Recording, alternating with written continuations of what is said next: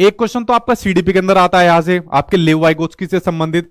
उसके अलावा जो आपकी लैंग्वेज होती है, चाहे आपने XYZ कोई भी लैंग्वेज ली हो, हिंदी हो, इंग्लिश हो, संस्कृत हो, उर्दू, कुछ भी हो, तो वहां पर भी आपका लेव वाइगोत्स्की से संबंधित क्वेश्चन आता है, जो इन्होंने भाषा के संबंध में जो बातें कही थी वो चीज पूछी जाती है। तो मान के चलिए 1 नंबर कंफर्म आपके एग्जाम में आना है, और 2 नंबर भी आपको अपने एग्जाम में देखने को मिल जाएंगे आपके लेव वाइगोत्स्की से संबंधित। देखिए, बात करें अगर लेव वाइगोत्स्की की, आप लोग फोटो के माध्यम से देख रहे हो, तो लेव वाइगोत्स्की ने दिया था अपना सामाजिक सांस्कृतिक सिद्धांत। इस सिद्धांत के ऊपर बाद में पढ़ेंगे, पहले थोड़ी सी बेसिक जानकारी जानिए कि लेव वाइगोत्स्की आपके रूस के मनोवैज्ञानिक थे। जो आपके टेट के एग्जाम होते हैं, खासकर वहां पर ये क्वेश्चन काफी पूछा जाता है। सीटेट में भी पहले देखने को मिल जाता था, बट सीटेट में अब आपके कंसेप्चुअल अंडरस्टैंडिंग पर आधारित आपके क्वेश्चन देखने को मिलेंगे, समझ पर आधारित क्वेश्चन देखने को मिलेंगे। इसलिए आज की वीडियो को अच्छे तरीके से समझना, पूरी की पूरी थ्योरी आपको बहुत अच्छी तरीके से समझ में आ जाएगी, ठीक है। तो लेव वाइगोत्स्की आपके रूस के मनोवैज्ञानिक थे, और इन्होंने ही अपना सोशल कल्चरल थ्योरी यानी कि सामाजिक सांस्कृतिक सिद्धांत दिया था। अब इन्होंने अपने सिद्धांतों में क्या बात बताई थी, उनके ऊपर जरा एक एक करके नजर डाल लेते हैं, ध्यान से समझना। देखिए, जो इन्होंने सिद्धांत दिया था, वो ये सिद्धांत बताता है कि जो बच्चा होता है वो अपने समाज यानी जो सोसाइटी होती है और अपनी जो उसकी संस्कृति यानी कल्चर होती है, उससे इंटरेक्ट करके सीखता है। बिल्कुल सही बात है भाई। जैसे आप लोग भी बच्चे थे, मैं भी बच्चा था, तो हमने कोई भी चीज सीखी अपने कहां से सीखी। जैसे मान लीजिए हमने अपनी मदर टंग सीखी, मातृभाषा सीखी, जैसे मेरी मदर टंग हिंदी है, तो मैंने अपनी मदर टंग कहां से सीखी, अपने परिवार यानी अपनी फैमिली से सीखी। तो मेरा परिवार भी क्या है, जहां से मैंने अपनी मदर टंग सीखी, ये भी एक सोसाइटी का आपका पार्ट है, ठीक। उसके अलावा मैंने स्कूल से व्यवहार सीखा, घर के अंदर व्यवहार सीखा, दोस्त यारों से बात करने का तरीका सीखा, कम्युनिकेट करने का तरीका सीखा। तो अब मैंने जितनी भी चीजें सीखी वो अपने समाज से, अपने कल्चर से सीखी। आप लोग भी जो आज लेव वाइगोत्स्की की थ्योरी सीख रहे हो, कौन सिखा रहा है, मैं सिखा रहा हूं। तो मैं भी आपका क्या हुआ, मैं भी एक समाज का पार्ट हुआ। तो हम लोग आपस में क्या काम कर रहे हैं, इंटरेक्ट करके सीख रहे हैं। तो टीचिंग लर्निंग प्रोसेस कैसा चल रहा है हमारा, आपस में इंटरेक्ट करके चल रहा है। तो ये वाली बात बिल्कुल सही है कि बच्चा अपने समाज से, अपनी संस्कृति से इंटरेक्ट करके सीखता है, चाहे बच्चे का व्यवहार हो, चाहे बच्चे की भाषा हो, चाहे बच्चे का XYZ कुछ भी तरीका हो। तो ये वाली बात इन्होंने अपने सिद्धांत में कही थी। तो यहां पर एक कंक्लूजन, एक निष्कर्ष निकल के क्या आ रहा है कि जो सामाजिक अंतरक्रिया होती है, जब बच्चा इंटरेक्ट करके सीखता है, तो सीखने के बाद फिर क्या होता है, बच्चे का विकास होता है। देखिए, मैंने आपको जीन पियाजे की थ्योरी बताई थी, कॉग्निटिव डेवलपमेंट थ्योरी बताई थी। तो उसके अंदर मैंने क्या बताया था कि जीन पियाजे कहते हैं कि पहले बच्चे का विकास होता है और उसके बाद उसकी लर्निंग होती है। पियाजे साहब क्या कहते हैं, जो जीन पियाजे है वो कहते हैं कि पहले बच्चे का विकास होता है और उसके बाद क्या होती है, लर्निंग होती है, यानी कि अधिगम होता है, यानी बच्चा सीखता है। पहले इन्होंने विकास की 4 अवस्थाएं बताई थी, आपकी pre operation, sensory motor, pre operational, concrete और फॉर्मल। जैसे जैसे बच्चे का विकास होता रहता है, वैसे वैसे वो चीजें सीखता जाता है।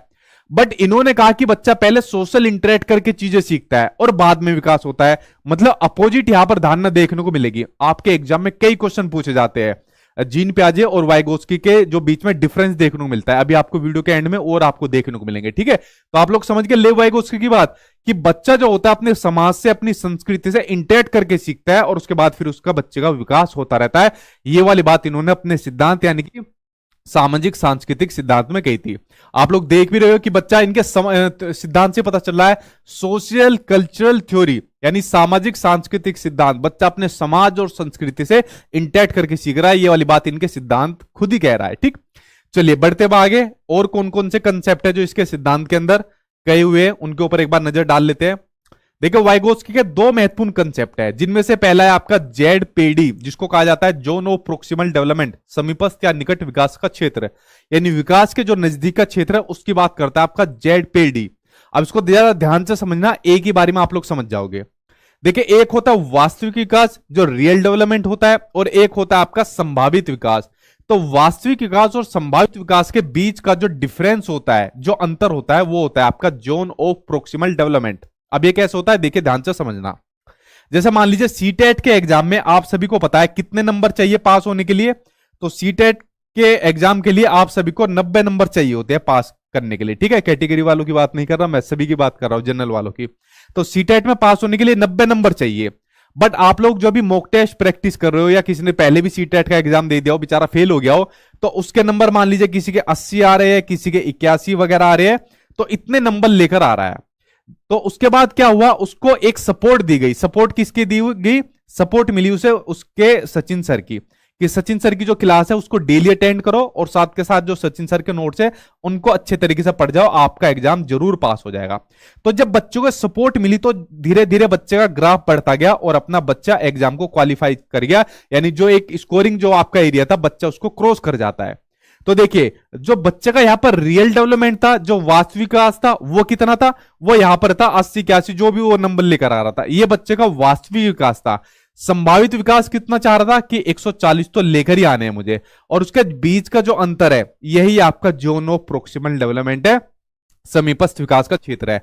और जो जोन ऑफ प्रोक्सिमल डेवलपमेंट तक पहुंचा जाता है, कैसे पहुंचा जाता है, सपोर्ट के थ्रू। जब कोई सपोर्ट करता है, मध्यस्थता करता है, आपस में कोलैबोरेटिव करता है, उसके माध्यम से उस विकास तक पहुंचा जाता है। जैसे यहां पर सचिन सर की वीडियो और नोट्स के माध्यम से बच्चा एग्जाम को पास कर जाएगा। ठीक है, तो ये होता है जोन ऑफ प्रोक्सिमल डेवलपमेंट की बात करता है। ठीक, तो प्रोक्सिमल आपका क्या होता है, प्रोक्सिमल आपका ऊपर का लेवल होता है, आपके सीटेट के एग्जाम में पूछा जा चुका है। ठीक, तो इन दोनों के डिफरेंस को आपको जोन ऑफ प्रोक्सिमल डेवलपमेंट कहते हैं। ये कंसेप्ट आपका समझ में आ गया, आगे देखते हैं।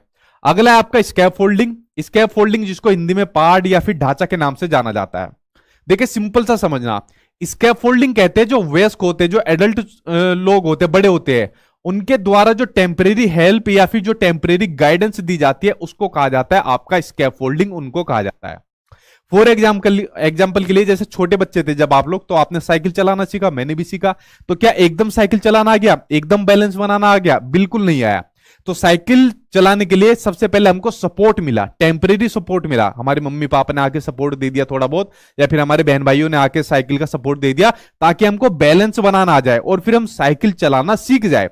तो सीखने के लिए यहां पर क्या मिल रहा है, टेम्परेरी सपोर्ट या टेम्परेरी गाइडेंस मिल रही है, जिसको कहा जाता है आपका स्कैफोल्डिंग के नाम से, जिसको जाना जाता है। मैं भी आपको क्या काम कर रहा हूं, सिखा रहा हूं, बट क्या मैं टेम्परेरी कर रहा हूं? मुझसे तो फुल टाइम आप लोग वसूल कर रहे हो। ठीक है, तो मैं भी आपका स्कैफोल्डिंग आपको प्रदान कर रहा हूं। उसके अलावा स्कैफोल्डिंग को देता कौन है भाई? जो स्कैफोल्डिंग दे रहा है, टेम्परेरी हेल्प आपको दे रहा है, तो वो आपका एडल्ट देगा, यानी आपसे बड़ा ही देगा। जिसको आपसे ज्यादा नॉलेज होती है वो बड़ा आपका पेरेंट्स हो सकते हैं, माता पिता हो सकते हैं, आपका टीचर हो सकता है, जैसे मैं हो गया आपको दे रहा हूं, आपका टीचर हो सकता है, आपके फ्रेंड्स हो सकते हैं, आपके वो आपके बहन भाई हो सकते हैं। छोटे बड़े से मतलब नहीं पड़ता, बस उनको नॉलेज ज्यादा होनी चाहिए, तो उनको कहा जाता है आपका MKO, मोर नॉलेजेबल अदर, जिनको आपसे ज्यादा नॉलेज है, जो आपको स्कैफोल्डिंग देते हैं, टेम्परेरी गाइडेंस देते हैं। तो एक कंसेप्ट आपका यहां तक क्लियर